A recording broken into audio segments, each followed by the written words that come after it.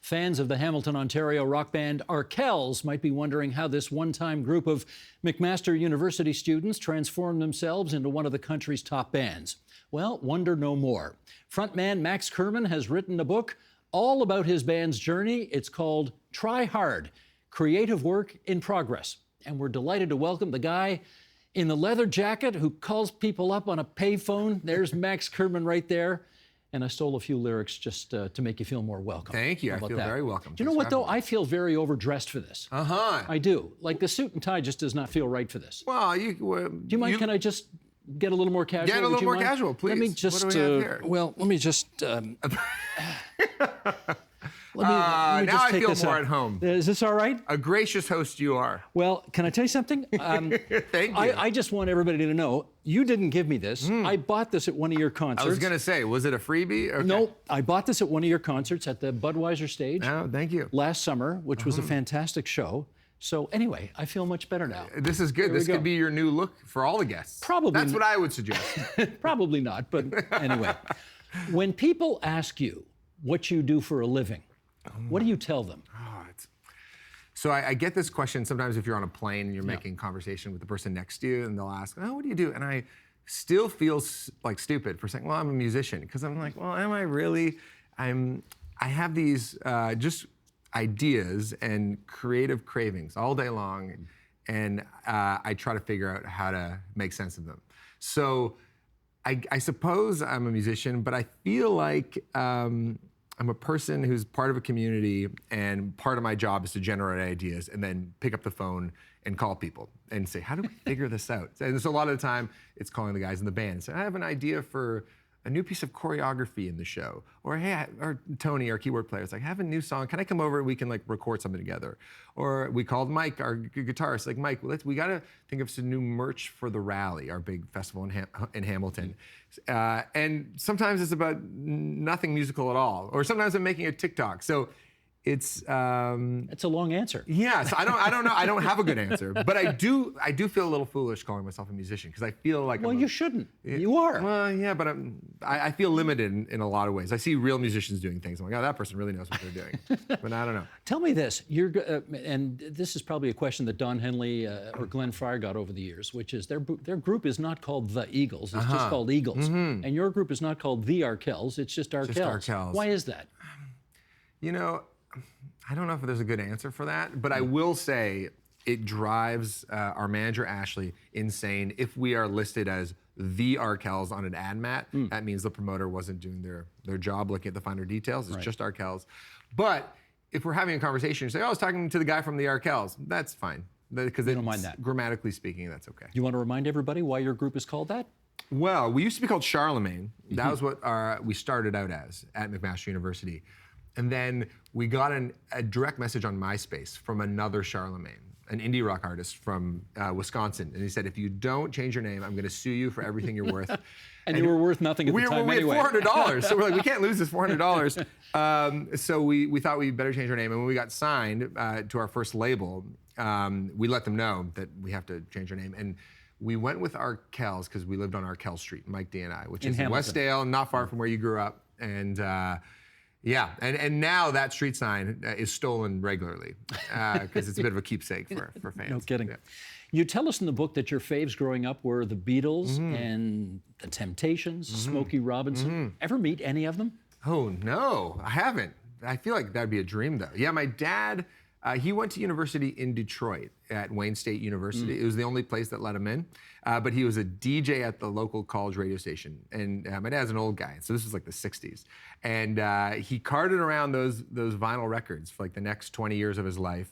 And then he met my mom, and those were the records we had around the house. So I feel like as a student of songwriting, like that's an amazing place to start if you're listening to the Beatles and Motown. What particularly inspired you about their music?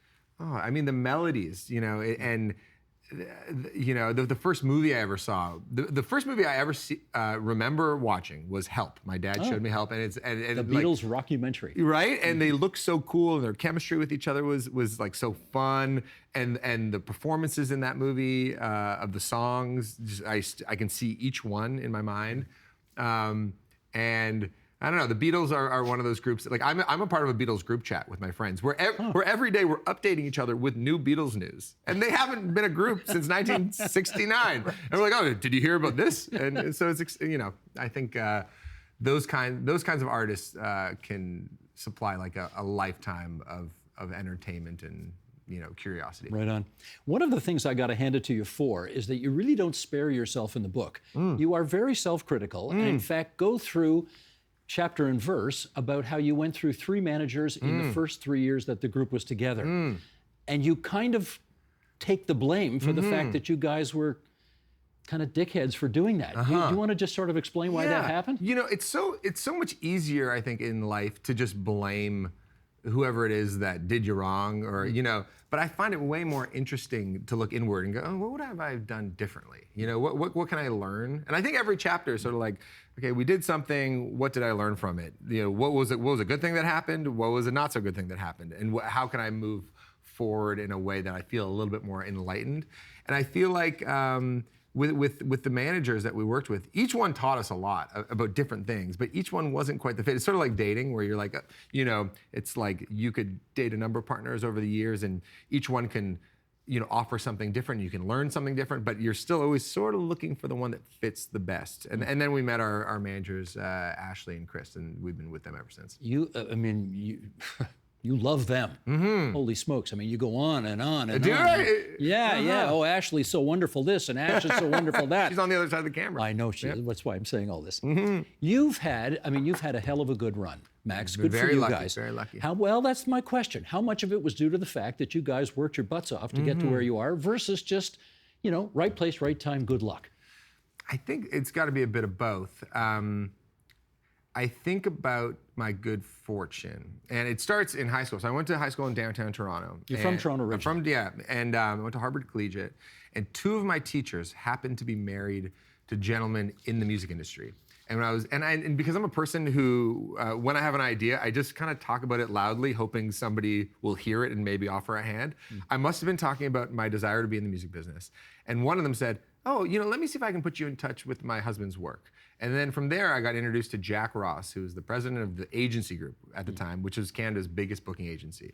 And that summer, after grade 11, I sat on the floor of his office and I was filing contracts for Nickelback and Sam Roberts Band and Great Big Sea. And I was going, oh, this is how much people make. Oh, this is, you know, what a promoter does. You know, this, okay, huh. And so I had that experience. I went to McMaster. I met Nick and Mike the first week of school. And that in itself is very lucky. And they were also into being in a band. And so we got a little bit better. And by the time we got signed at the end of 4th year, it led us back to the agency group. And I started working with Jack Ross. And Jack is our agent to this day. So there's a lot of things that sort of happen if you're kind of keeping your eyes peeled and you're having conversations with people, you're letting your intentions be known. But I also am very lucky that I happened to go to a high school where these teachers were connected to the music business. It's interesting, when you refer to the guys in the band, you never mention last names. Why is that? Oh, really? Yeah, and you just did it as well. Oh, interesting. Yeah, Mike DeAngelis. I think maybe they each get one last name as they're introduced in the book. Okay. And then from there, they're just first Mike, name. Nick, Tim, and Tony. Do they like a lower profile than you? You know what? I think everybody has a different relationship with social media in this day and age. If this was a band, you know, in the 70s or 80s, like, you know, it's like you take your press photo, you do an interview, and that's sort of the extent of it. I don't think they care at all about having to do the chore that is social media, the chore of getting, you know, your announcement out to the world, hoping the algorithm is smiling on you that day when you announce a new song, when you announce a new tour. So I think they're just like happy that I have that enthusiasm for it, or that I have the energy to do it. I think they're like, yeah, Max, please take care of it. You have to do it, don't you? Well, it's just part of the job. And I don't resent it. You know, some people I think do resent the era that we're in when it comes to the amount of social media that we have to engage in. And I think for me, and I kind of reckon with this in the book, it's about interacting with it authentically. If I started doing the thing that every 18-year-old's doing, it's like, I guess I gotta learn this dance today because everyone on TikTok's like dancing today, that wouldn't feel like me. But if you can use it as a storytelling medium and just be yourself, then you can kind of enjoy it. And that's where I'm at with it now. We're gonna show a clip. This is from a show about 6 years ago. There was a fairly special guest who was playing with you. Sheldon, if you would, the clip, please. Give it up for the head coach of the Toronto Raptors, Nick Nurse, everybody.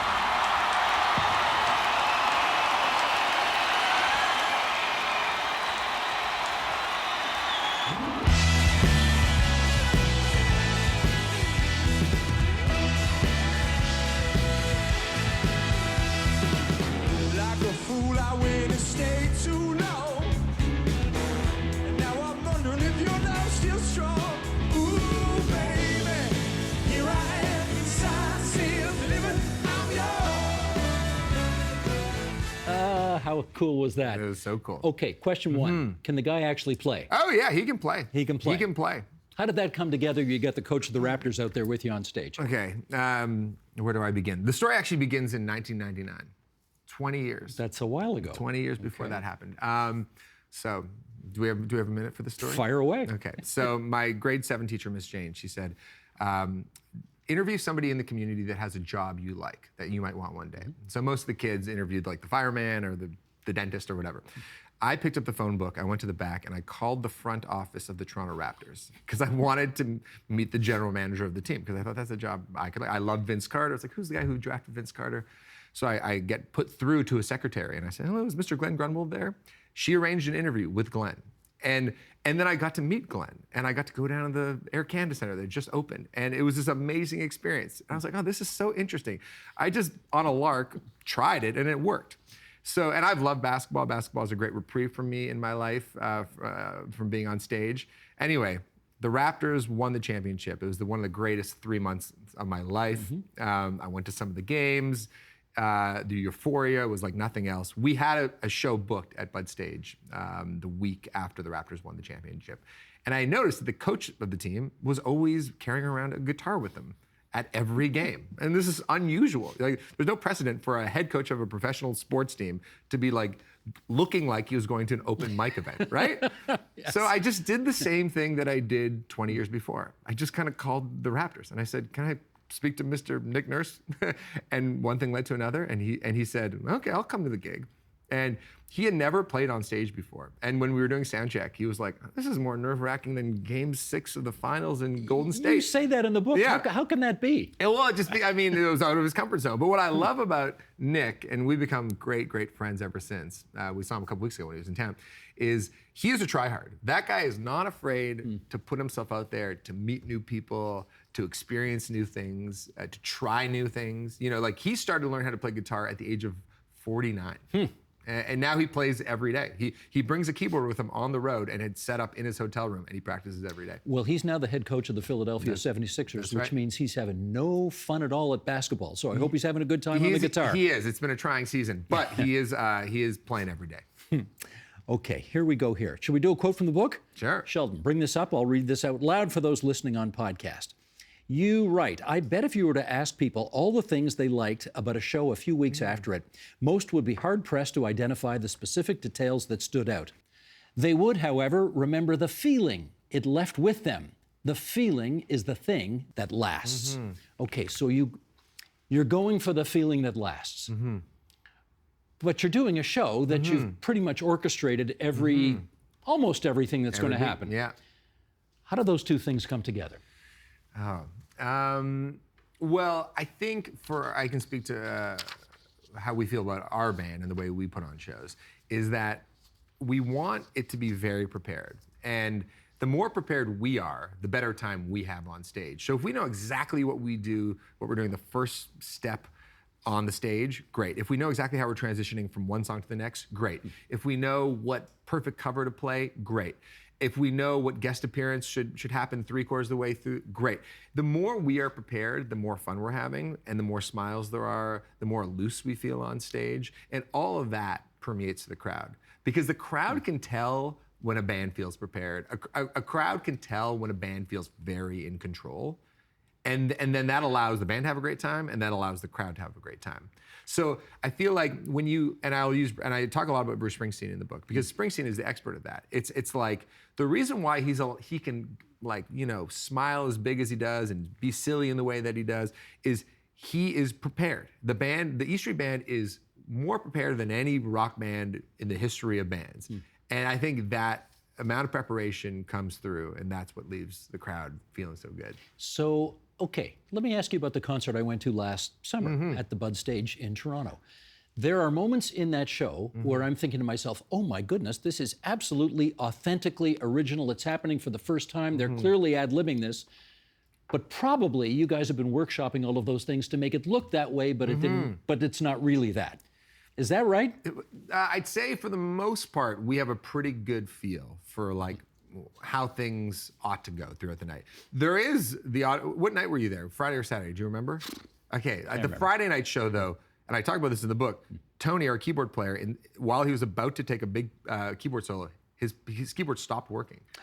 And that was okay. I was there that night. Okay, you were there that night. Yeah. That was not planned. That was not planned, which added to the magic of it too. But I always feel that you had a lot of tap dancing to do at that moment. Yeah, we were sort of like, how is this thing? And then eventually the keyboard got fixed, and the crowd went nuts. Yes, and we blasted into the solo, and yeah, I feel like if you're prepared when something goes wrong, it matters less because you know that you have 19 more tricks up your sleeve that you can lean on. Now, does somebody get HE double hockey sticks after the show's over for the fact that the piano crapped out halfway through the show? No, it was Tony's fault. Tony insisted on using that piano. His tech was like, I don't think that piano's gonna like hold up for the weekend. He's like, I like this one. So it was Tony's fault. But all the stuff. I mean, there are moments in the show where you just, people don't see it coming. You just walk out into the crowd and people are all over you. Yeah. And it looks very spontaneous, but it's not.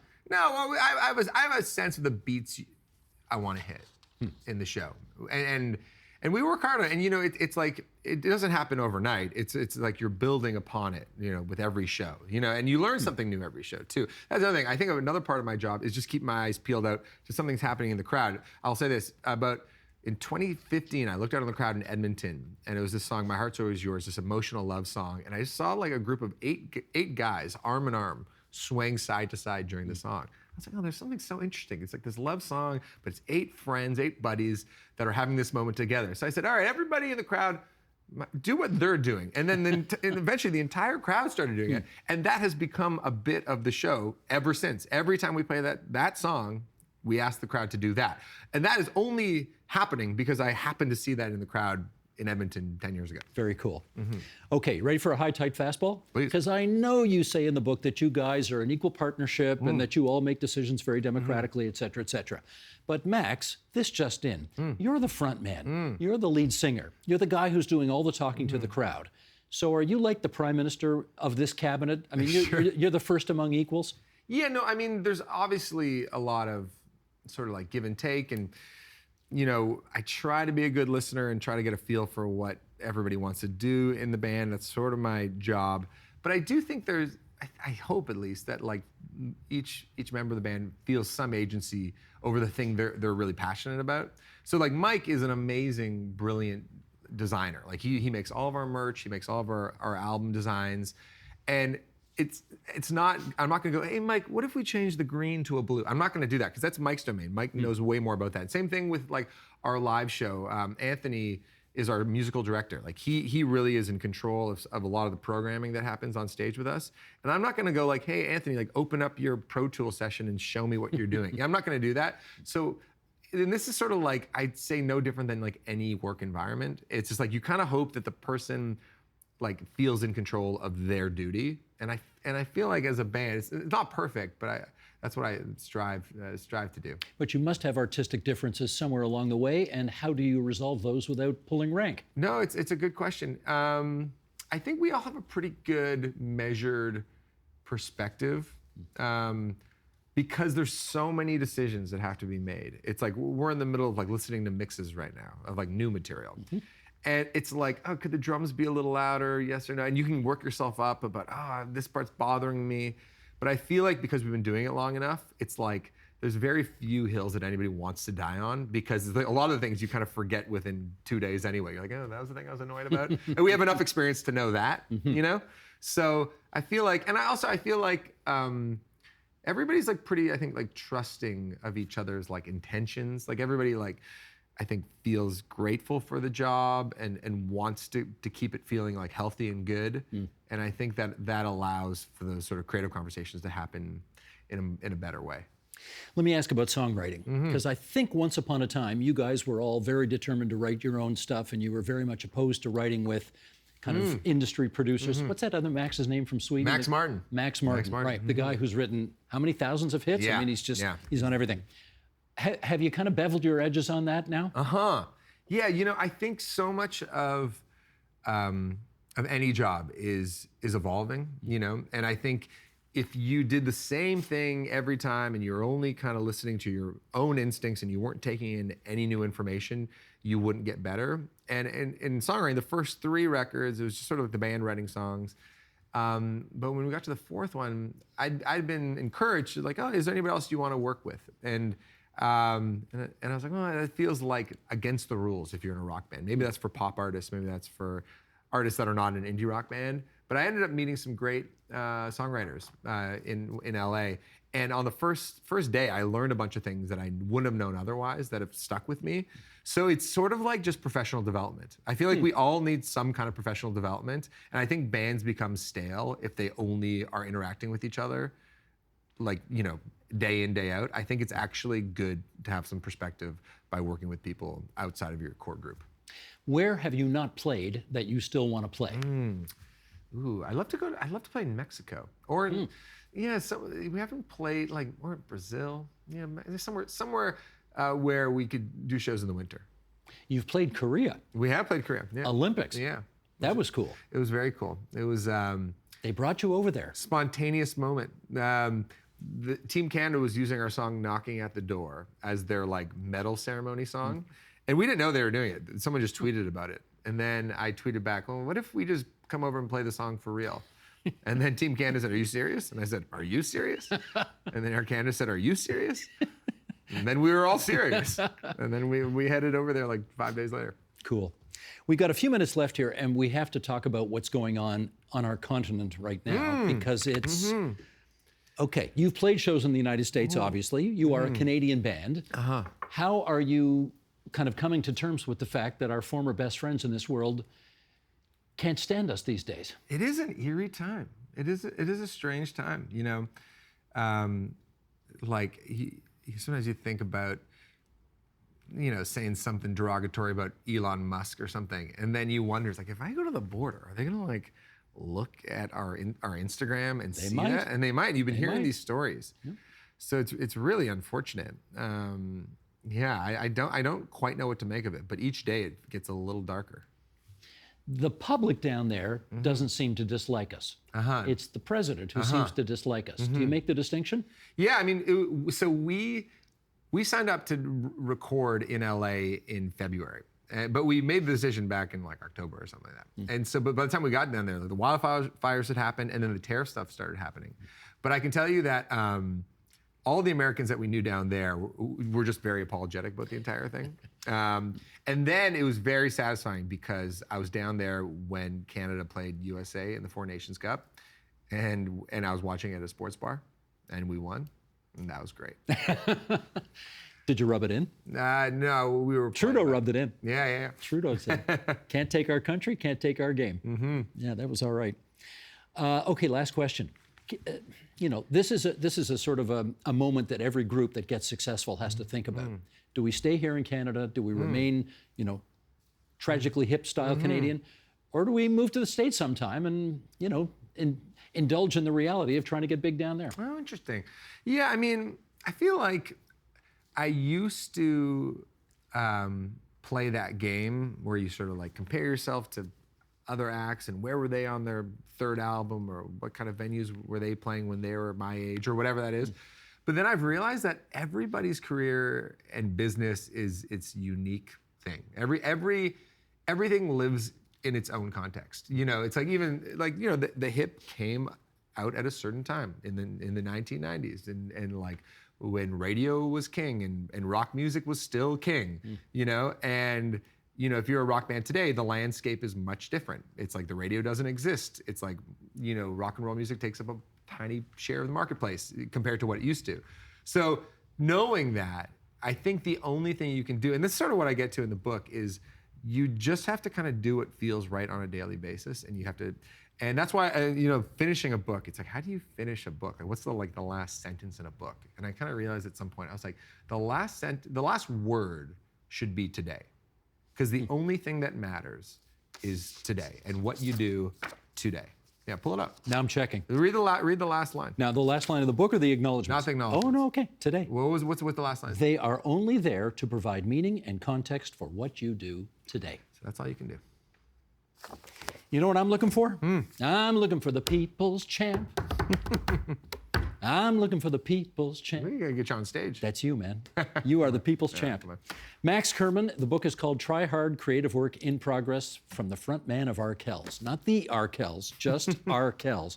Max, great to see you again. Thank Thanks you for having coming me. in. This is a real treat. For me too. Thank you.